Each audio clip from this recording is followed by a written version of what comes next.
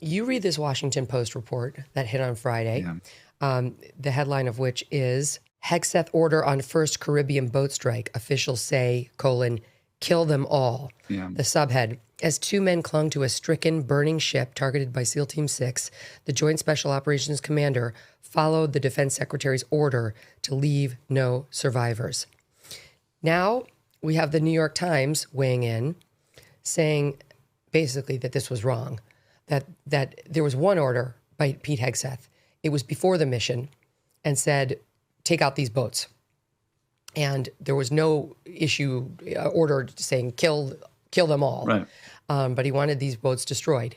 And that there was no subsequent communication between Pete Hegseth and the admiral who was on scene making the calls saying, kill those survivors who were clinging for life to this partially destroyed boat. That is not what happened, according to 5 sources in the New York Times. We'll see what the Washington Post does.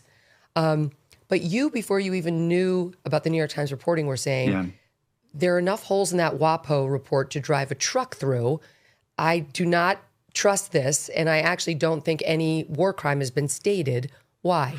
So there's just so much speculation that's going on. So we don't know. It was 2 anonymous sources who were reporting, the quote from Secretary of War Pete Hegseth.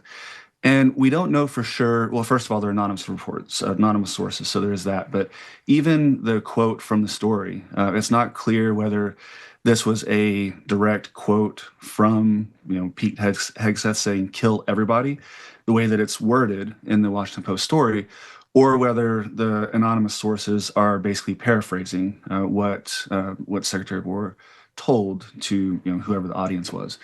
And so that was the first element that I'm concerned about.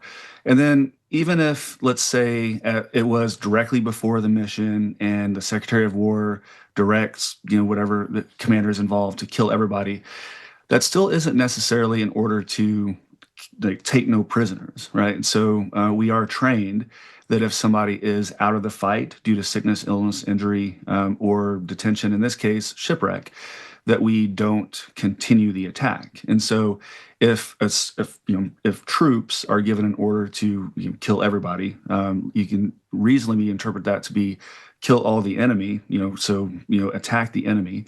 But at the same time, if you do end up encountering someone who is out of the fight, in this case due to shipwreck, then you don't attack them.